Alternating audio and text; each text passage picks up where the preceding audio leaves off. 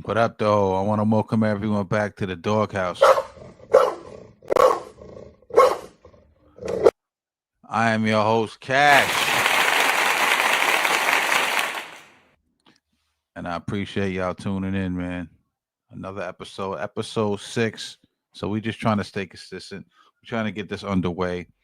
Before we get into the topics and all that, I'm gonna ask y'all to do me a solid, man. Please hit the like, hit subscribe, send it to a friend.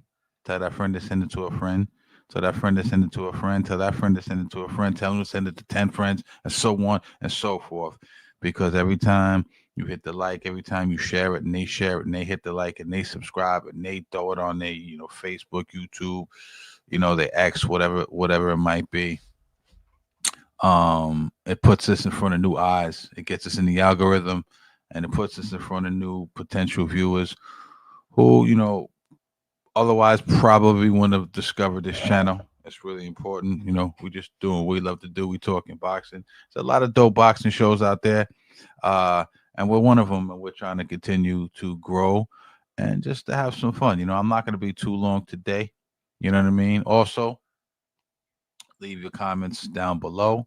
Be respectful, and I'll be respectful back. There's nothing wrong with discourse and debating, but when you start to get disrespectful, that's when shit gets weird. You know what I'm saying? So, uh, yeah, man. Without that, let's just get started. Let's get it in.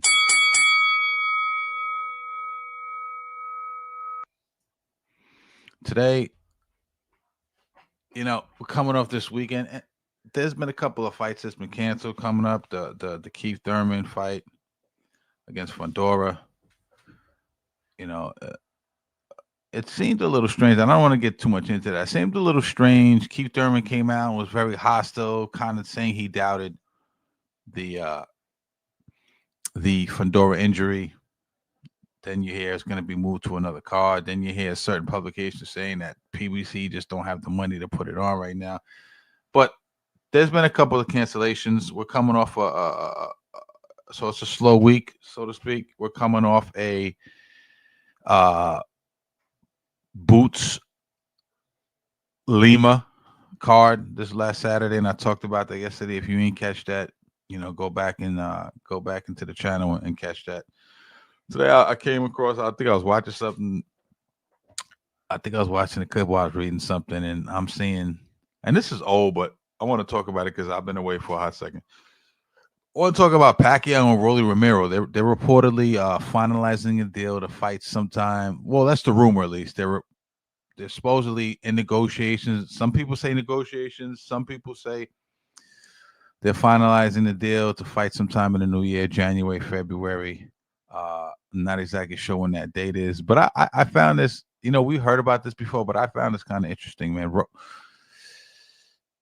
There's some people who like this fight, and there's some people who hate this fight. Some people view Rolly as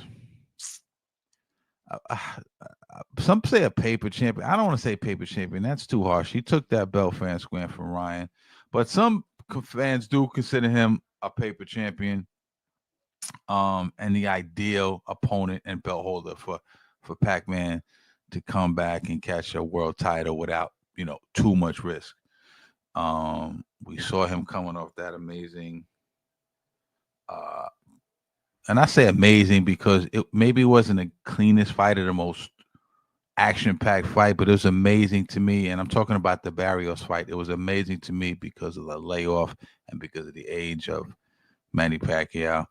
Now I know that opponent was, handpicked, so to speak, by Pacquiao, and I think even at the okay with his wife, they felt, in my opinion, they felt he posed the least threat of all the other welterweights. You know what I'm saying? As opposed to coming back and trying to get it cracking with someone like a Brian Norman Jr. or someone like that, who could basically hurt Pacquiao in his advanced age. And then you got people, listen, Pacquiao, I'm rooting for him, man. I'm rooting for him. It's always good to see Pacquiao fight. He feels he brings a whole country with him. He puts asses in seats. He sells pay-per-views. He's action packed. He's not a boring fighter. Even at this at this age of 47. I always like to see Pacquiao fight, man. But like I said, you got people who are a little bit of salty about Pac getting blessed with another title shot. Feel he's being gifted his title shot without earning it, the way contenders do. Some people say it's cheapening the sport. Some people saying it's cheating. Some people say it's a popularity contest. And let's be real, it's absolutely a popularity contest. The fuck you think this is? Yeah, and I know, and him jumping ahead of some guys after him being gone for so long with such a long layup. Yeah, I understand how it frustrates some people or rub some people the wrong way. Pause. But listen, that's just what it is. That's the sport. Like I said, seats, pay-per-views, marketing. That's what he brings, man. He's not even, he's not even ranked in all the sanctioning bodies. I think he's 9 in the Ring Magazine rankings. I believe he's ranked number 1 in the WBC, coming off that draw with Barrios. And I don't think he is ranked in the WBA. I could be wrong. I'd have to check the rankings. I'm not sure. I'll check that in the WBA, which Rolly has that belt, which he took off of Ryan Garcia. I'm cool with the fight. I don't mind seeing this fight at all. I think it'll be entertaining. I think Pac-Man has a shot to win. I know Rolly's gotten a little bit better, and we'll talk about that in a little bit. But think about this. Pacquiao looked decent. He didn't look like he had all his snap on his punches. His timing looked a little bit off. Could it be the layoff? Could it be the age? Could it be a mixture of both? Possibly. We won't know the next fight when we see him with the full training camp and a fight under his belt, the Barrios fight under his belt, where he probably shook off some of the ring rust. But look, he's out here fighting the young boys. He beat a Keith Thurman over the age of 41. And he beat Barrios, in my opinion. You know what I'm saying? To me, he should have that title. He should absolutely have that title, and he should be getting ready to unify with Rolly. But, I don't want to say jerk. That's a little strong. Pause. But I definitely feel he won that fight. And like I said, his timing was a little off. He's coming off the long layoff. I expect him to be a lot better now. You know what I'm saying? Listen, I'm not, like I said, I'm an older man. I'm 50 years old. Even though I look young, I act young. You know what I'm saying? No, I'm just kidding.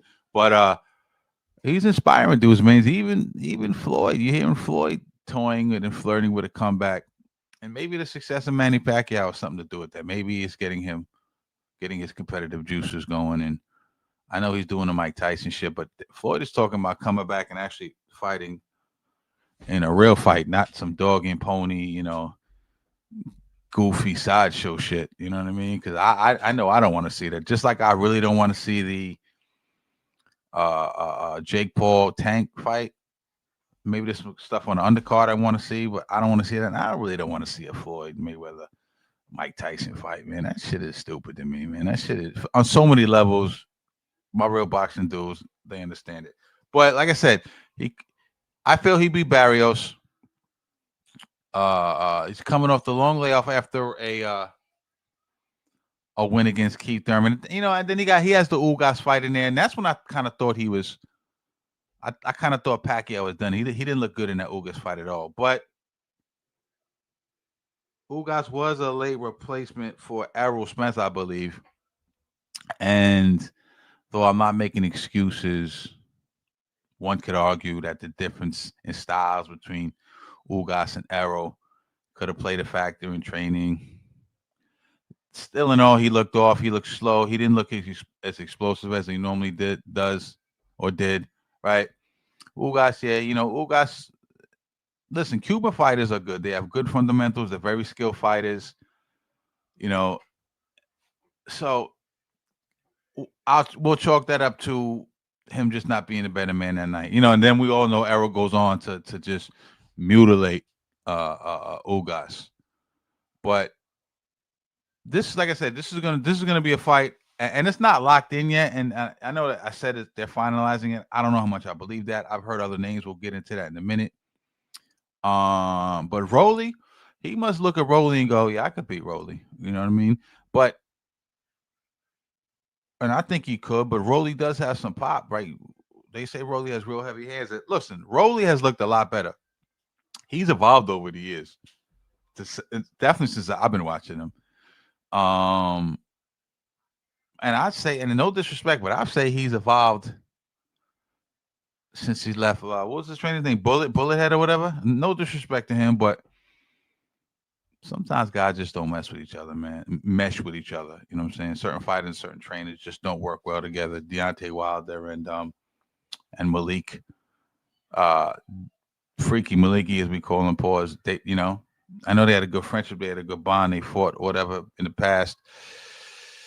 And I don't think Malik's a bad trainer. I just think it didn't work with Deontay Wilder, and sometimes there's just no chemistry and it just doesn't work. We've seen it time and time again, you know. But yeah, and as good as Pac-Man is, some think he lost some, velocity off his fastball. And coming in against a Rolly who's awkward, uh, punches punches from awkward angles. This is Brian Garcia saying this too. Punches from awkward angles, very heavy-handed, young, a lot younger, right? Gas tank's probably better, and a guy who I think is evolved. I didn't think Rolly was a very good fighter in the beginning. Other than he had pop and he was dangerous, and one punch could change the outcome of a fight. But I didn't think skill wise he was, the best. But I do listen. I do believe Rolly is getting a lot better. He did a very good job of taking away that left hook from Ryan Garcia and that terrible Times Square shit. And I know, shout out to Turkey. He's doing great things for the sport, but that Times Square card definitely was not it. But he definitely was holding that phone the whole time against Ryan, was not letting Ryan get that left hook off. Some people say Ryan looked a lot, you know, less muscular. And people, what I'm trying to say is we know what the accusations are, and I think I don't even think it's accusations. I think it was proven accusations against Devin with the performance enhancing drugs in his body, and so I don't, could that have played a factor? Ryan didn't look like he was the same guy at all. But listen, we know Rolly has power. He went to the body well against Ryan. If he can get packed to the body with all that power, that shit could deflate a 47-year-old Pac. You know what I'm saying? Especially in the later rounds, man. Pac ain't a young man. But skill wise, to me, just skill wise, even in his advanced age, and him losing some snap on his punches and explosiveness. And like I said, we attribute that to age, but it can also be attributed to the long layoff, the ring rust. We're really going to see where he's at now. But I think skills wise, Pac has a distinct advantage. And experience, obviously, we know it's Manny Pacquiao. I mean, he's fought the absolute best in multiple divisions. He's probably seen every style. His resume is insane. But hey, I don't think Rolly's a slouch either anymore. He gave Tank. Listen, Rolly gave Tank a hard time, and I get into little arguments, and there's probably going to be people that disagree with me. But Rolly, I thought, was winning that fight up until, to be honest with you, up until he got knocked out. I thought he got a little bit overzealous. And, Tank was lining him up with some traps, and I think he fell for these traps. But I thought he was actually winning that fight. I thought he was actually kind of outboxing Tank, you know what I'm saying? And obviously, Tank is so smart. He was timing him, but it took a while for Tank to time him. And Broly, I think, got a little too overzealous, and his inexperience cost him. And, Tank slept him. He want the overzealousness and the lack of experience, not knowing he's getting lined up and not changing up, got him knocked the fuck out. But and I think he's gotten better since that Tank fight. I think Ryan Garcia was on with Max Kellerman and Mike Coppinger and Shady McCoy. that Ring YouTube channel, and he was basically saying Rolly's awkward, and he punches hard and he has heavy hands. He said guys like you know what's the dude that Rolly fought last time that I thought when but also he's a guy who has heavy type of hands. Guys like Duarte, he has heavy hands. Not necessarily like super impact, power with impact, but just a heavy handed guy that, when you're trying to catch a shooter, it's hitting your shoulders, it's hitting your forearms, and it's wearing you down. Uh if I'm Pac, I'm doing what he does, man. He's carefully handpicking these guys. I'm not sure. I don't know. I don't think Pac needs the money. I'm not sure. Pac, I think, coming back because he just loves boxing. He just has it in his blood. I just don't want to see a Bernard Hopkins, type of deal where Joe Johnson knocks him out the ring and ends his career. I don't want to see that image of that.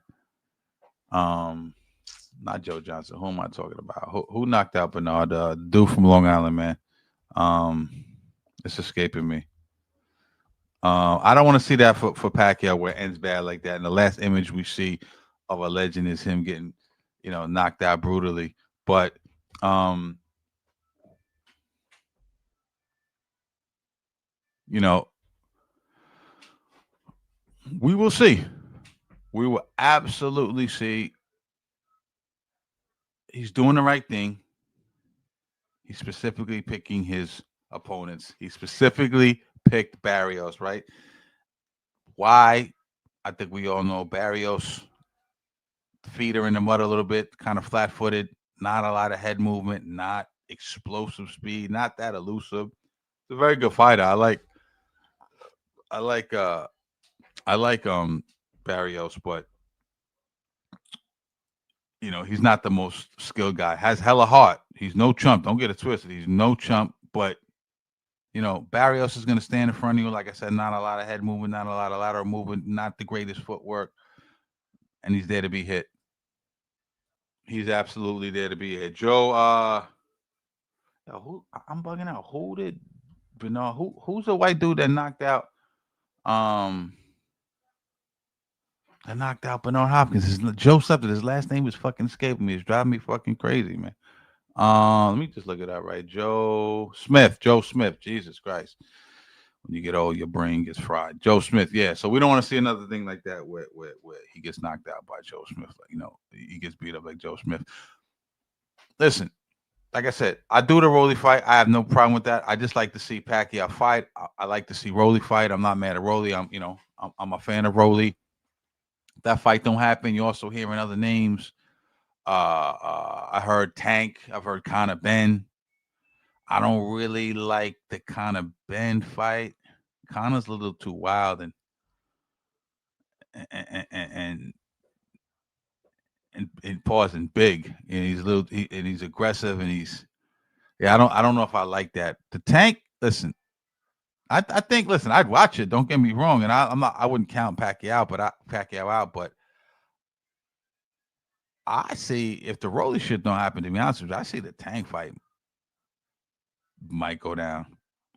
You know what I mean? If I could see Tank after he fights Jake Paul, signing up to fight Pacquiao. You know what I'm saying? It'd be a huge payday. Huge payday. I'd be insane payday. It'd be insane pay-per-view. You know what I mean? Especially and especially if let's think about this. Let's say he draws with Barrios. Many people thought he won. Then he fights Rolly, and let's say he beats Rolly. I think that's a no-brainer. Him and Tank. And I think that's a no-brainer. We all know Tank. He just wants the bag. He said it. He doesn't care about legacy. He don't care about titles. He don't care about multiple weight division, straps. He don't care about undisputed. He wants the strap. Some people say he's scary. I never used to think he was scary. I used to think that it was just, Floyd and Leonard Ellerbe and Al Heyman and them moving him along strategically. Partly because of the way they moved Broner along, and they put Broner when they were building Broner, they started putting him in with just insane competition, fight after fight after fight, hard, tough looks. Could have gave him a couple of soft touches in there. But I think I think that's probably why they moved Tank the way they moved him now, and then it just backfired. They gave Tank too many soft looks, and he might have kind of got used to that. But I could like I said, I could definitely see the Tank Pacquiao. And listen, don't forget, Tank likes to fight guys who are slightly out of their prime. We know this, right? He doesn't fight. Let's keep it a bucket. I'm not here to shit on Tank, but he doesn't take doesn't take on any real challenges. I know people are gonna sit here in the comments and recite his resume, and he has a couple of good wins in there, but for the most part, he didn't fight the guys we wanted him to fight. Right? He ducked. Let's take Loma for example. Ducked Loma for years. Ducked Loma in his prime, the Matrix, right? And I'm not a Loma guy, but I'm just saying they don't want Floyd and them didn't want Tank to have no parts of Loma. Then Dev goes and fights Loma and beats him. Then, Loma looks like he might have lost a couple miles on his fastball. Let's make the fight. Then Tank didn't want to make the fight. And by that time, Loma didn't want any part of it. He knew Tank would have, took his soul. So he does, and that's classic, aging guys out. So it wouldn't be outside of his MO to want to, one, fight an aging Pacquiao, and two, get a massive payday to do it. Listen, I'm an old dude myself. I'm rooting for the 47-year-old Pacquiao, man. A victory for Pac. I think I heard this. Did I hear this stat today? I might have heard it already, man. My brain is fried. I heard that if he wins, wait, what was the stat? If he wins, he would break a record for the oldest welterweight champion ever, which is fucking insane. That'd be dope to see. You know what I mean? And is that, obviously that's a notch in his belt, but does that make boxing look kind of strange? Definitely 147, definitely makes 147. You look at 147 and go, damn, 147 has fallen off from just a couple of years ago when we had all these killers in 147. That was the best division in boxing. It's almost like the 150. It's like they all moved up. It's like the 150. It's like 147 was the 154 now, if that makes sense. 154 with all those killers in it. So, yeah, I ain't gonna lie. I'm a little late on this, but I like the scenarios, and I would love to see Manny Pacquiao back in that ring, winning a title at this age. Kind of reminds me of an older Brady in his mid-40s, or almost his mid-40s, going to Tampa and winning after he left New England. LeBron winning a chip older in life, even though he hasn't. I root for those type of dudes, man. I root for that. I root for the older guy who's in shape, who takes care of himself, who still wants to compete, not just getting pushed out the sport on the sports terms, but on his own terms. You know what I'm saying? So I'm excited to see that. And I think you guys are as well. I know you guys are going to be tuning in. The legend versus the young lion. You know what I'm saying? And we're going to see, man. That's it for me. I ain't going to take up too much of your time. Please hit like, hit subscribe, share the whole bit. You are now rocking with the Dogg House. And I'm the fuck up out of here. You already know what time it is. It's your boy Cash. Peace.